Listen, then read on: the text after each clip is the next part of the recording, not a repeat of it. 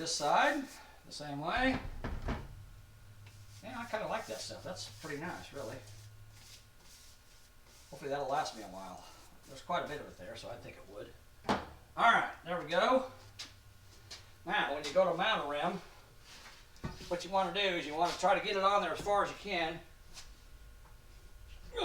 And a lot of times you can do that. See, that's another thing about that soap. It lubricates everything, and a lot of times, not every time, but I've noticed, especially with wide tires like this, a lot of times you can pop the bottom bead on the rim without even using the machine. So that's kind of nice. The top bead you're not going to be able to do that with. So we'll swing this in here, but the top bead should go really easily. And we'll drop it down and lock it in place. And then the top bead, it runs across the back of this, and you want it to go underneath this. I call this the duck's head because it looks like a duck. So you want it to go, you want to make sure it's underneath that so you can get it started. Rotate it, get it started so it's underneath that duck's head. And then you, oh, almost hit the wrong button again. Yeah, see it's,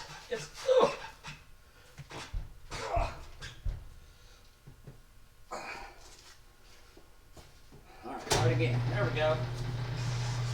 Come on, baby. Come on. Come on. There we go. There we go. She popped on there. Got to give it a little finessing. Okay. And then I got the core out of the valve stem. You can put the core back in at this point if you want to, but if you leave it out, you should blow more air into the tire and help it air up quicker. So I'm going to try that. Put that on there. There we go. Pops on real easily.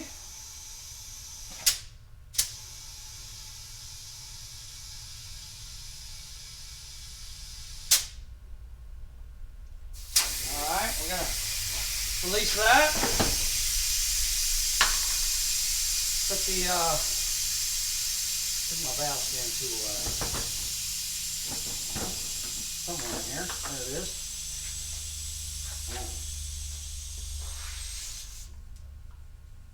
Put that back on there.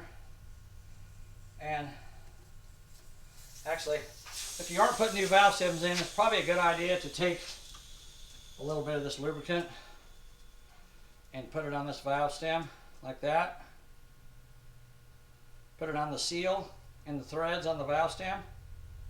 And that way when you screw it on, it kind of gives it a little bit of lubrication. Helps it to seal better. Helps it not dry out and leak. If you put new valve stems on, it doesn't matter, but there you go. Okay, so that worked for that. Now we can inflate this tire.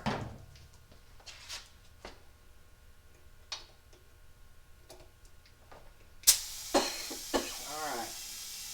And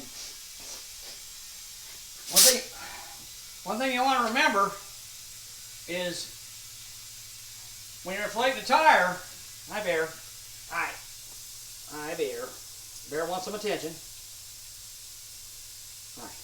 Alright, I'm working. Can't you see that? I'm working. One thing you want to remember when you inflate a tire, you want to leave the rim locked on the machine. You don't want to release the rim until the tire is inflated, because if something were to happen and the tire exploded and it were unlocked from the machine, it would blow the rim up in the air and hit you in the face or hit you in the head, or it could hurt you pretty bad.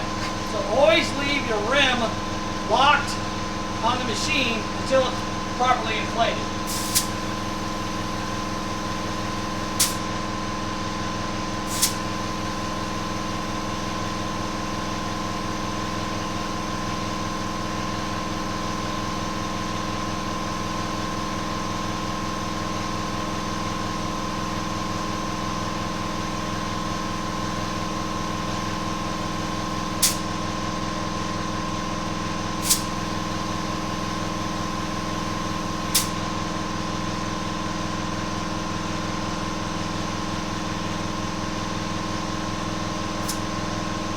About 40 pounds there. There's something else I like about this machine. I don't know how well you guys can see that, but that gauge is a liquid-filled gauge, which means it's better quality than one that's not. It's going to be more accurate and last longer. But I'm going to check and see if it's accurate or not. Let's find out.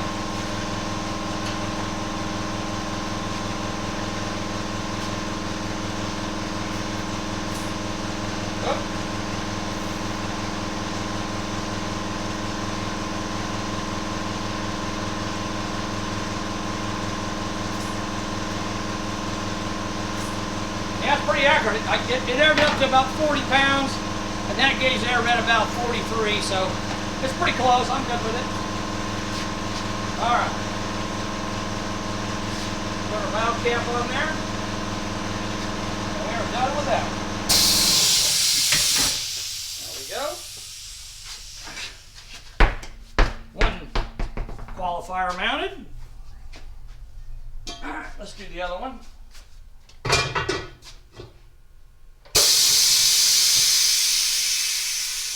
Locked in place.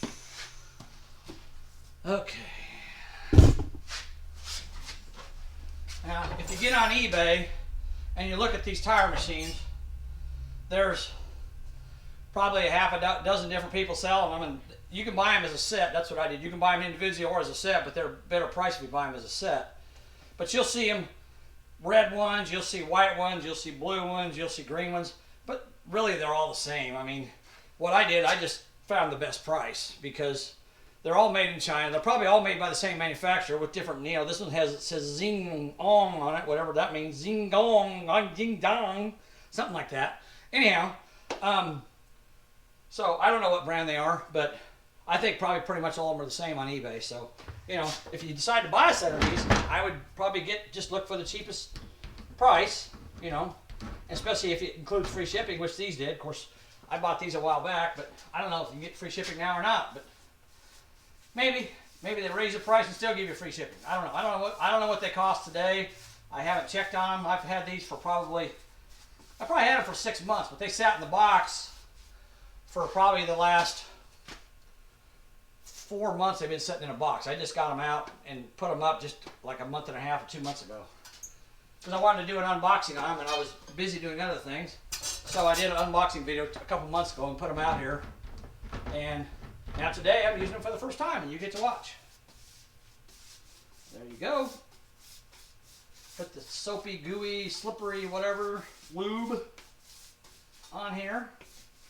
All right, there we go. Got her all lubed up. She should slide right in. On, sorry. Okay, there we go. We got that one to drop on. And again, this top one's a little tricky. You got to kind of help it out. And there you probably can't see, but I'm pushing with my left hand. See that? I'm pushing with this hand, pushing the tire that way, so this bead slides under the rim and under the duck head, the duck bill, whatever you want to call it. So I'm pushing the tire and rotating at the same time. See that? So I'm starting to get the tire mounted. And also you want to push down so the bead is below the top part of the rim, because down below the top part of the rim, the tire goes in, or the wheel goes inward. So you push the bead down into that part until it gets mounted on the tire, and then it pops up. Okay? All right, let's give this thing a whirl. Oop, wrong one. There we go. Popped right on. And rotate that out of the way. Hopefully that'll loosen up with time. And then I got my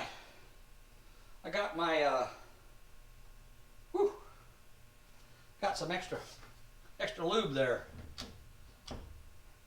I got my valve stem in the back, so I'm going to rotate it around. So my valve stem's in the front. Oh, and I noticed something's popped off in the side there. I'll have to look at that. Piece of plastic. I don't know. We'll look at it when we get the tire off the bead, off the machine. Okay, so this is called seating the bead. So I'm gonna seat the bead. I'm gonna put as much air as I can into the tire so it pops the tire onto the rim. And if you got a really wide wheel and a really wide, or not a wide tire, it's really hard to do. But if you watch my other video, watch this video with brake clean, you can see how to mount a narrow tire on a wide rim. So watch that video. You'll enjoy that one. All right, here we go. There we go. Popped right on. Sometimes they go on easy, sometimes they go on hard, but that lubricant really helps, I can tell. I'm glad for that. All right. We got it seated. Then we're going to take our little tool here, and I'm going to use some of that lube like I did the last time. Put a little bit on that valve stem core. And it'll help lubricate the threads and the seal on the valve stem core, so it seals better. There we go.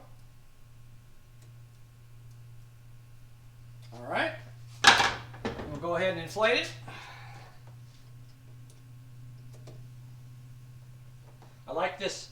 Another thing I like about this, it's got a lock on it that locks onto the valve stem, which means you don't have to hold it in place. That's really nice. I like that. Okay, let's air it up.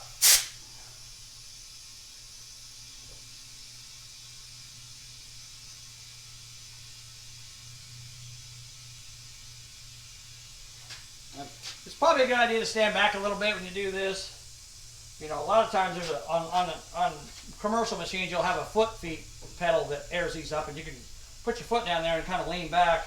But this doesn't have that. But I can go like this, you know, stand back.